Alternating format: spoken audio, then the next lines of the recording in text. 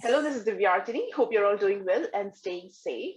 Today's episode is going to be all about SEO and blogging, and I have a dear friend of mine with me, Abhilash Menon, who will be providing us some really good tips on SEO. Abhilash is also an ex-colleague of mine. We both have worked together in Kaseya, an IT management solutions company. He's a content creator and a strategist. Abhilash has more than 6 years of experience in marketing. I would like Abhilash to introduce himself and talk a bit about how and why he chose a career in content marketing. Over to you, Abhilash. Hey Divya, thank you for having me. It's been a while since we met, so thank you. So this is my first podcast, so if I do screw up, please forgive me. Um, so I just make it as simple as possible. I love writing. It's been my first love. Um, you know, I do tweak that statement when my wife is around, but What do yes, you tell her? I say that writing was my first love before I met her. That's a good one. Yeah, saves me all the time.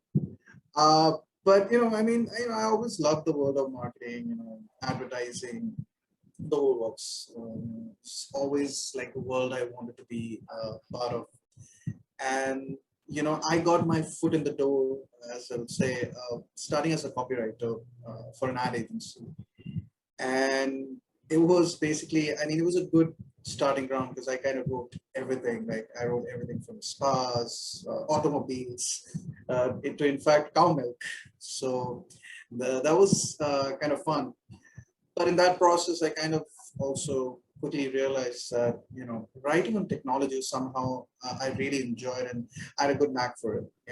It you know I you know I kind of figured out that this was something it was very easy for me to grasp. So when like I got a chance to work for a SaaS company, that's kind of I switched to a SaaS company, and that's kind of where I started to like dabble into the real world of content marketing, in a very B2B SaaS, enterprise.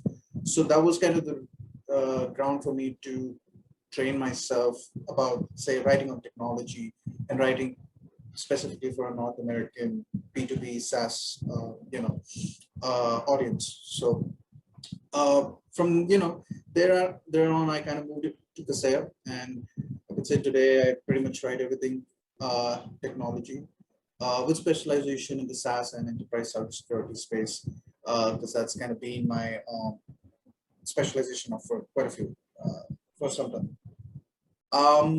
So to break, the way I kind of jokingly always say about my career is like, I found writing on SaaS more rewarding than writing on spas. So that's pretty much it. So writing on tech is basically what I enjoy, and I've been doing that for so many years, and probably will keep doing it moving forward. So yeah. That's good to know. Yeah, I like writing as well, and we've had some good times, right? Yeah, crazy, Okay. but yeah, good times. Okay, so Abhilash, in my previous episodes, I talked a bit about blogging, how to increase blog views, and certain blogging challenges that people face, and how to solve these. How important would you say is search engine optimization, also called as SEO, for blogging? So I think it depends, first of all, on what stage I would say your blog channel is. So let's assume that you're a blog channel which lacks visibility. You're not a mature, as we say, you're not a mature blog channel. Maybe a blog channel that's starting out. We've seen a lot of times big companies, a lot of times do not have a good blog channel.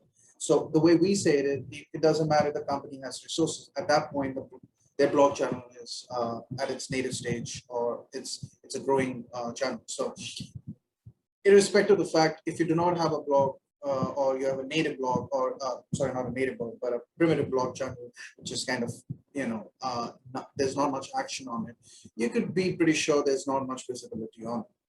If you don't have a blog, you probably wouldn't have a traffic on it. So let's assume SEO is, in that case, SEO is like sacrosanct for blog channels that lack visibility.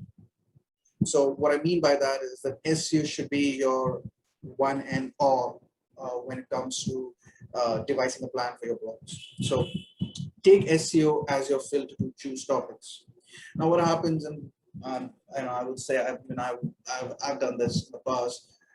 We do get, as writers, get very passionate about certain topics that we think, oh, this is interesting to us, and maybe we can write about this, and you know, but that's not really how it works. You know, that's where SEO kind of keeps you grounded.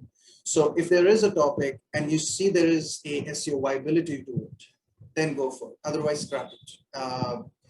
And it's a difficult one. If it doesn't, you know, if it's a topic that you really love and if it doesn't have SEO viability, because it's a very good way of showing how far off you are from your audience taste, right? So you have to always remember that you're writing for your audience, not for yourself. And it's a slippery slope. So it has to do more, less. So the way I would suggest people going with people who are just starting out blog channels and they want traffic,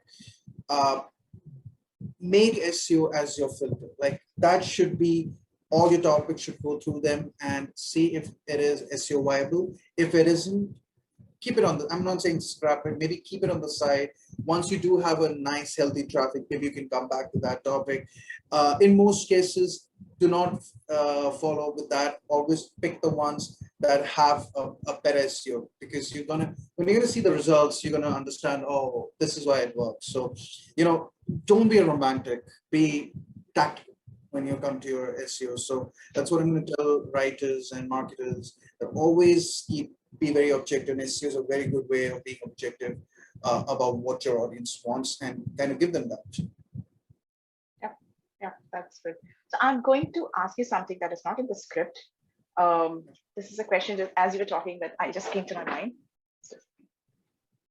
So, for example, if people have, for example, as a marketer, like I began writing blogs like in the month of January. Okay, and I did not use any keyword. I did not do any keyword research, and I've been writing blogs for some time. And I want to, you know, after a few months, I want to start doing this keyword research. I want to implement SEO on the website or on the blogs. So, what do you say? What the process would be for those marketers? So again, I would say first pick the words that are, first of all, words that you've heard. I always say go back to people. A lot of times what happens is people go back to tools to figure out what the keywords are, right? I would say go to your sales guys, go to your product managers, go to your product marketing managers. Obviously, this is a B2B tech. And figure out what are the words that are thrown around in the conversations they have with customers, their interactions and events, and so forth and so on. From there on, pick those words and do an SEO research on them. You would, in that case, go for keywords which I would say are in abundance, the more popular ones. I mean, I can go more technical on how to kind of bifurcate. I think we can go on the next question and I can break that down more specifically, how to go technically on it. But the idea is, yeah, so you kind of figure out those words and then put them up. You can create those through campaigns, and first you can have blogs, you can probably have an entire marketing campaign around it. As for websites are a little more, you got to be a little more careful because they're going to be there for much, you know, longer time. So you want to pick up keywords which are more generalistic rather than very specific. So again, to industry, it depends, you know. If I had to give an example, I would say for SaaS, I remember the SaaS company that I worked for, we figured that one of the words that are kind of thrown around is called team collaboration software. What we used to use was I think something around the lines of Google Team software, something like that. They had a different term. And later on, we realized that essentially what people are looking for something around Google Team collaboration software. So it's a generalistic term, but it really worked into our product because that's what the product was essentially. So the website one, you have to do, it is a much more, it doesn't go away. It's going to be the crux, the foundation of your entire brand and all your content. So with the website one, be more, I would say, scrutinize what words you want your product to be associated with, because uh, chances are you might think those words describe your product, but a lot of times the words should describe how it benefits the customer. It's not about, I would say, the function. It's more about the benefit you can throw, because that's really what customers really care. How does this product or your service benefit me? So if you can express that through a few words on your website, then that's a success. But yeah, that takes a lot of time and research and a lot of discussions. So yeah, but be much more scrutinize that a lot more and keep doing it. It's a work in progress. The more you mature as a company, as a brand, that keyword and that foundation is going to change for the better. Yeah, yeah. So do I go back to the blog, for example, like there's a blog on cloud security, and we haven't been using the exact keyword cloud security, but suddenly we realize that this is the keyword that we should be ranking on Google. Do we go and change the keyword in the blog, in an older blog which has been written like 6 months earlier? Mm-hmm. So the two ways. One, you can go back and work on, because if it isn't a ranking, chances are your the piece isn't really helpful for the audience, or there's something wrong with it. So you can go and change a few, maybe add more content to it, or kind of reformat it if needed. Or you can write another blog. I mean, cloud security is the term, but you can find another interesting angle around it and write about that. Because I always say, like, if you can write more blogs around a high ranking keyword, or at least a keyword that's important for your business, and you're gonna, at least one of the pages is going to show up. A lot of companies do that, because there are a lot of companies who are like introducing something very new. So chances are they don't have that keyword. No one's searching for those keywords, right?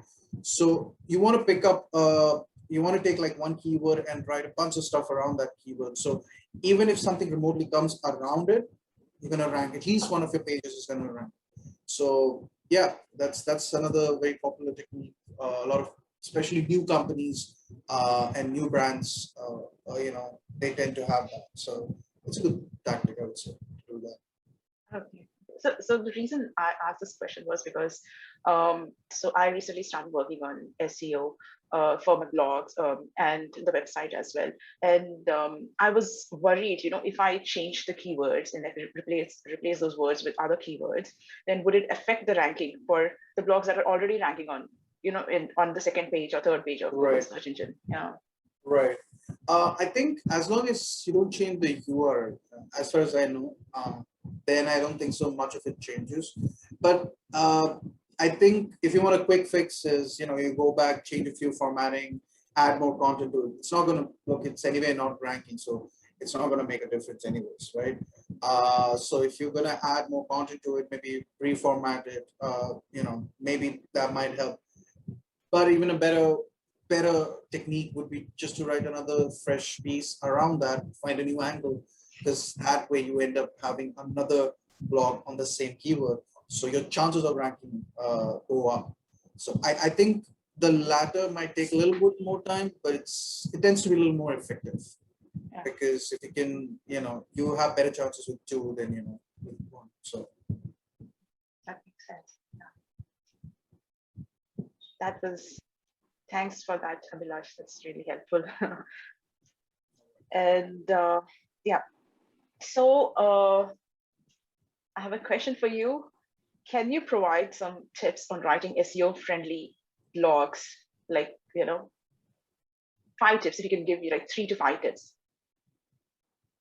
So yeah, so I think this is where I want to go a little technical for writers out there, because it's not a complicated science. It is a very easy one, but it takes a bit of discipline to kind of figure out how to navigate the blogging, because now it's even more competitive than what it used to be, at least 5-8 years back. So Uh, First of all, as I said, find topics with high search volume and low or medium competition. Now, this is a bit technical for people who probably aren't aware of Google Analytics.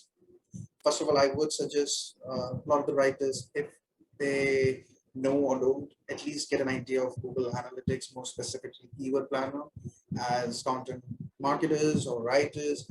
It's going to benefit, and it is an important tool to have, to train on.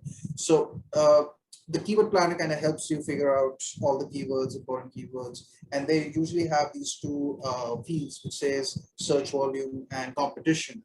So if there is a topic which is relevant to your brand and you see that it has a high search volume and a low or a medium competition, you should definitely go for that keyword. I'm not saying if if it has a high competition, you shouldn't. But what happens is if the mix is high search volume and lower medium competition, you have a higher chance of ranking. So blogging again is, as I said, it's tactical. So the more tactical you are, the more precise you are, you're going to see the results very quickly. And once you see the results, you're going to realize, oh, now it makes sense. So again, so that's kind of find that as a sweet spot. But again, if there is a topic, as you said, cloud security, if it doesn't rank high, say for your in general, but it is an important keyword for your brand. So write a few around it, because eventually if someone searches for cloud or security, somewhere or other your page might pop up. So it might be just relevant for them, right? Focus on formatting. Do not write I've seen this in the most expert writers, especially people who get more seasoned in it. When you don't format uh, your your blog, uh, first of all, it clearly shows you don't care. You're like, I put something out there, you want to read it, don't read it, I don't care. Don't do that. Focus on formatting. It's important because it shows that a clean layout really helps the reader to kind of understand what you've written. And also on a more technical aspect, it actually helps Google spiders, the crawlers, as you say, to scan your content. So Google is very particular about formatting uh, because the idea is the better the formatting, the more easier it is for the readers to go through it. Because the truth is, for the most part, people do not read entire blogs at the first go. A lot of times they're skimming through. So if your formatting is good, chances they might skim through and they're like, okay, let me read this one, read this one, read this one, because time is an important asset. And I'm sure even a lot of the writers might have done that. And if they find like the bits and pieces to be good, chances are they might actually read the blog. So what we have seen is, for the most part, people like skimming through the blog, and if they find it interesting, they might actually go back and read the whole piece. But again, that's why formatting plays a very important role. Know your H2 tags, know your bullet points, know your H3 tags. Again, when I'm saying H2, H3, anyone who's worked around WordPress should know what H2, H3 are. If you don't know what WordPress is, I will highly suggest learn about WordPress. It is going to be something going to be using a lot of, or at least at some point, some of it. So, but please understand WordPress, because that's going to be the starting ground for you if you're starting out as a content writer or marketer. Uh, Third, I would say, as I said again, create more than one blog around a high-ranking keyword. So, okay, cloud security might not be a high-ranking keyword, but if there is, say, a high-ranking keyword that you've written about, or for that matter, if there is a blog that's actually ranking high for you, pick that keyword and write a few pieces around those keywords, because if that's the one that's ranking high, that keyword, that means there is an audience that's searching for that. So write more pieces around those keywords so your brand kind of comes up, and your blog kind of shows up right on page number one. So that's something you should definitely add on to. Um, but again, to keep it simple, and more importantly, write a good piece. That's important. The intention should always be to write a piece that kind of helps your audience. And to do that, you really have to spend more time on research than writing. So a lot of people think that writers actually spend more time on writing, but that's not the truth. Like you and me, we both know. a good piece ends up being a good piece when you actually spend more time researching around it. So, it's usually like a 70-30. The more you research, the better you can write about that topic. And so, and then, at the end, the result is any people can see the result.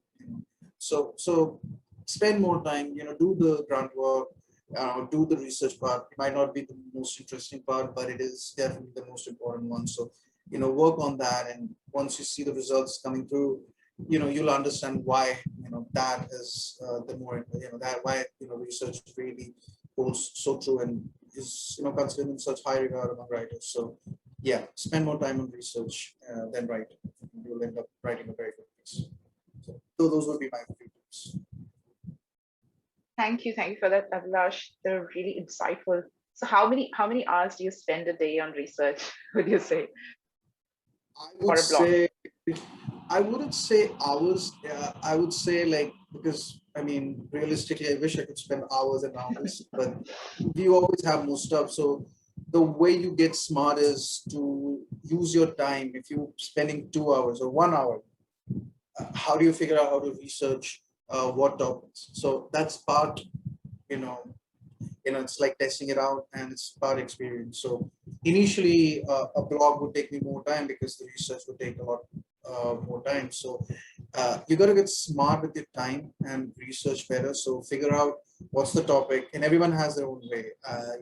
My way is essentially a very popular way, skyscraping. So it's basically looking at what other people have written and then like going through all of them and figuring out how I can add more value to this topic. It's a popular way. It works for most popular search terms. However, if you're writing something, as you mature in your career, you will realize that because you get that skill of writing, uh, like you've already seen someone else written and kind of build it on, you will eventually kind of figure out a way to write something and that is yours very much. Yeah. But that comes out of experience, because if you write about a topic for so long, you become an expert eventually on it. So that's patience. That's going to come later. But for now, if you're not someone who's an expert on a certain topic, see what other people have written, see what's ranking on page one, take those and kind of build your on it. I'm not saying copy it or replicate it, but understand what they've written and kind of give your 2 cents on it. It might not be the best one, but it's a good exercise to kind of hone those skills and become an expert in that field. So, but again, that again requires a lot of research. So yeah, so that would be a good way to start. And as you go, as you move forward, get smart about time as well. You can't spend, you won't have the luxury realistically to spend hours and hours on research. So get smart, figure out your way of how you want to kind of manage your time and do a good research. Thank you for those golden words, Abhilash. Okay, so I have another question for you, Abhilash. So what tools have you used or do you suggest you should use for keyword research and ranking? Can you give me some free tools first and then the paid tools? I would say the free tool is actually people. Is actually people. Yeah, I would say, because here's the thing. I did that. I mean, initially going on what you know, the, there are a lot of free SEO tools, but here's the thing: you have people who deal directly with, especially customer-facing roles. So you got salespeople, as I said, product marketers, product managers. Again, those are the people you should go and ask them. What are the kind of words and terms thrown around in normal conversations?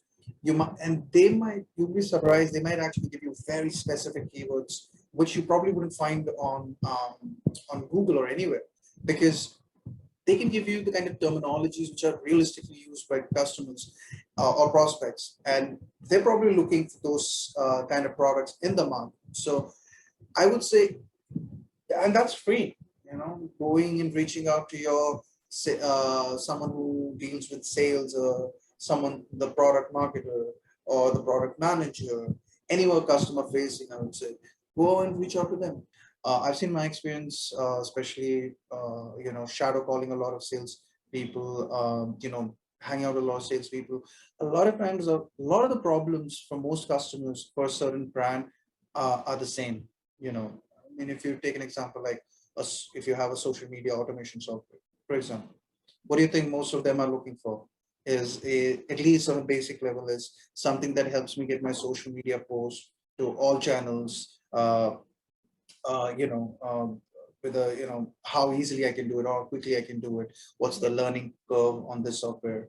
So questions like these, they help you build your campaigns or blogs at least. So uh, figure out all those terms, find those terms, and essentially create a repository of these long keywords. They might be a long tail keyword or a short keyword, whatever, but create an entire repository. Then I would say, then use the tools. Then use your, as I mentioned earlier, Google Keyword Planner. It's a very popular one. If Google Keyword is not something you want to use, there's another tool that I've been using, Hoot. It's called Hoot, HOOT.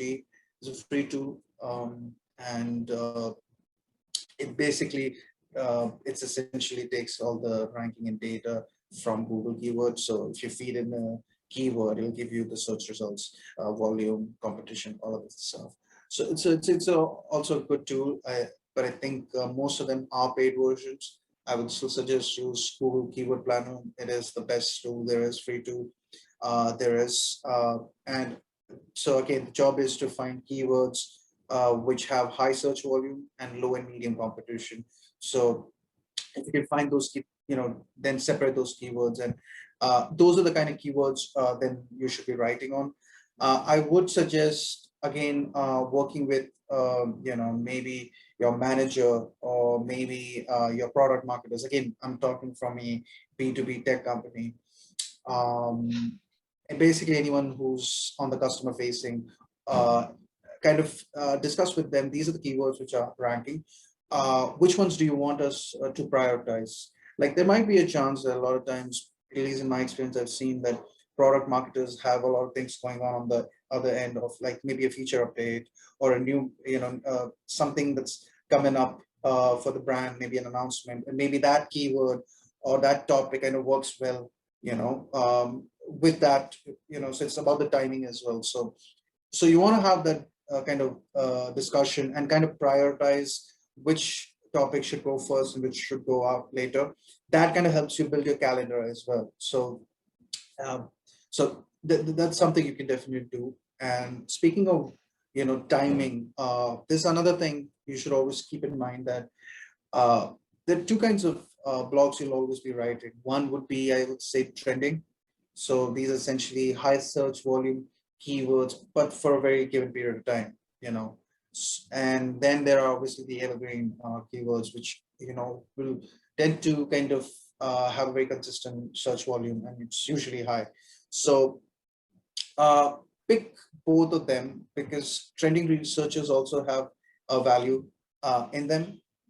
So the ratio that you can always kind of follow is 80-20. 80 would be your evergreen search keywords, and then 20 would be your trending keywords.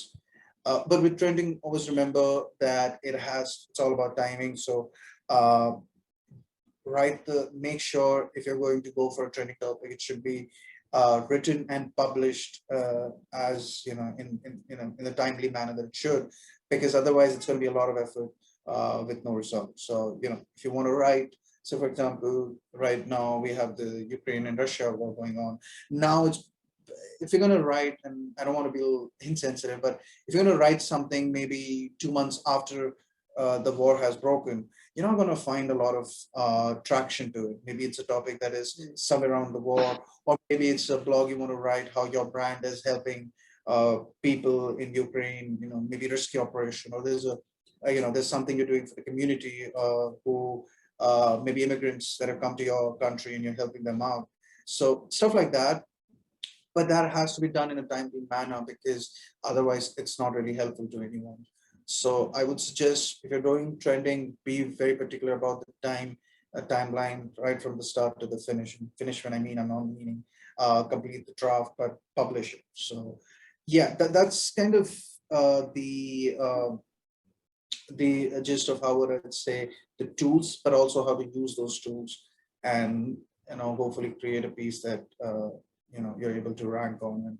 And I mean, at the end, I hope it helps your audience, because at the end, blogging is you know it's again it's a way to kind of educate and really help your audience. If you get that in your DNA, you're definitely gonna rank for everything, and you're gonna blog on a long term. It's gonna be successful. So yeah, Yeah. I would say that would be my 2 cents on that. So talking to people, talking to salespeople, any other stakeholders, product marketers, product Yeah. managers as well, I guess. Yes. And then using Google Keyword Planner for Yes, keyword research. that's yeah. But what happens is a lot of people start with Google Keyword Planner and totally forget about this amazing resource that they have within their company. These Yes. people, they have all the experience. They interact with customers on and off. I mean, and that should be your starting point, because they have a lot of information and insights that can help you. You're probably not going to find that insight on maybe on a dashboard or something, because this is very personal. So the more the more you can get into that, the more relevant your content would be to your audience. And if you hit the sweet spot, then you got to just sit back and relax, because those numbers are going to come eventually. I mean, don't sit back and relax, but you're going to see results. You're going to see the results, and basically double down on those results. And then, eventually those topics that you had kept on the side and you really wanted to write about, then you can write about it, because chances are you'll have a very loyal audience who would be interested to know what you're not going to write next. So they might actually take an interest in it. And also you get a maturity as well after writing so much, and what works, what doesn't, that whether this topic makes sense or doesn't. So it's kind of part of the whole process of maturing, because I've noticed when the blog matures, the writer also matures with it. And it's like growing up and realizing that certain things that you thought were cool aren't actually cool, they're kind of lame. So uh so you're learning and you're maturing as in kind of in sync with your blog. And usually that's the way it is. There's no formula to it. It's you got to try, you got to test, keep testing, try figuring out what works, what doesn't. But SEO is a very good way of figuring, it's right in front of you. SEO is the best way to kind of judge that this is probably what's going to work. So keep that as the center of everything around your blogging strategy, and you'll probably you'll definitely be successful in that. Thank you, Abhilash. Like I've learned a lot today. You Okay. have, I hope Yes, so. yes. So I am sure that whatever you said today, this will help me implement SEO better in my everyday work. So yeah, that was a really good session. And I'm not just saying for the sake of it. No, it's okay. It's okay. I believe you. I mean, again, it comes whatever as content guys, not just writing, but whatever you do, always remember, if you have the idea of like, if I serve my audience, that mentality, you'll always flourish, because people can see when you write something or you produce something, they can see that if it's BS or not. So if you write with the idea, look, I want to really help you out, they will see that, and they're always going to gravitate towards that. But it has to be that attitude, and you will flourish. But if it's all about, hey, how can I get a quick number on here and there? I've seen that also. Like if you try to have that, like, how can I get a quick number on this? How can I get my, MQLs in? What's that usually doesn't help. That takes you on a very different path. So if you right from the start have a foundation where it's all about serving the audience and making sure whatever you produce is all about the audience, not about you, you're always gonna succeed. Sooner or later, you're gonna succeed. So that has helped me. Hopefully that's gonna help people who are just listening to it. So that was gonna Yeah, not about you, but about the audience. Yeah. That's always. so thank you so much, Abhilash. So we'll sign off here. This is the Abhiartini Rajender and our guest Abhilash Menon. Thank you for today and have a great day all. All right. Thank you so much, Divya. Have a good one and take care. All right. Nice talking to you. Bye-bye. Bye-bye.